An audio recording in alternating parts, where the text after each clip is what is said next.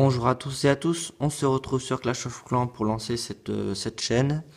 Donc pour cette première vidéo de la chaîne, je vais vous présenter une technique pour farmer sur presque tous les HDV, mais je vous conseille d'avoir l'HDV 8 ou l'HDV 7 pour le faire.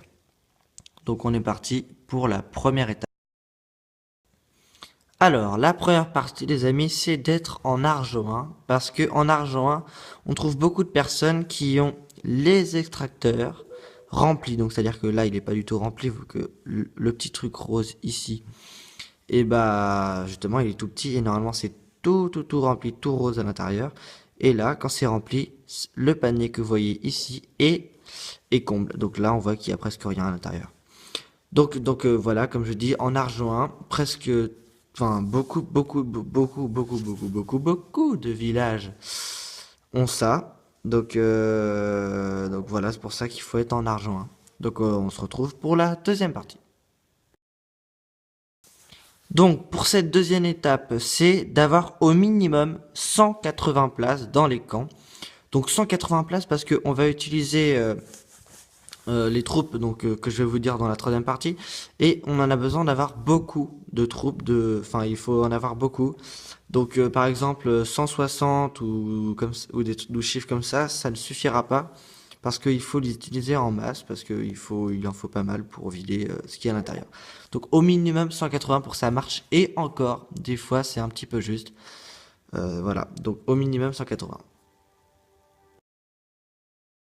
Et donc pour la troisième partie de ce petit tuto, je vais vous dire quelles troupes utiliser pour farmer. Les troupes à utiliser, donc c'est plutôt c'est où déjà? Ah, c'est là.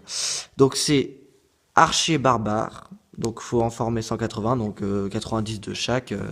C'est ce qui est bien. Ou avec des trucs pour des machins, des sapeurs pour péter les murs. Ou que des gobelins, mais si vous voulez assurer la victoire, c'est mieux de faire avec archer barbare, parce que les gobelins, comme vous savez évidemment, enfin je pense, c'est attiré par les ressources. Faudra que ça détruise toutes les ressources, même ça et ça, avant de péter les canons ou les trucs pour vous faire gagner des pourcentages. Je vous conseille le barbare archer. Voilà.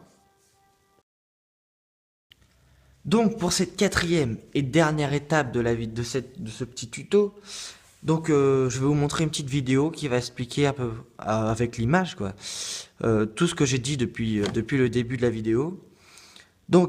Aussi quelque chose que j'avais oublié de vous préciser, pourquoi, je vois déjà des personnes dans les commentaires dire pourquoi tu as utilisé les barbares et pourquoi pas avoir fait qu'un full archer ou un full gobelin. Et bah, j'utilise les barbares parce que il va falloir mettre par exemple une ligne de barbares ici, enfin là, suivie d'une ligne d'archers. Comme ça, les barbares, vu ils possèdent beaucoup plus de points de vie. Donc 95 points de vie pour les archers et pour les barbares, pardon, et seulement 40 pour les archers. Donc du coup, les barbares, en les mettant devant, ils vont encaisser les dégâts.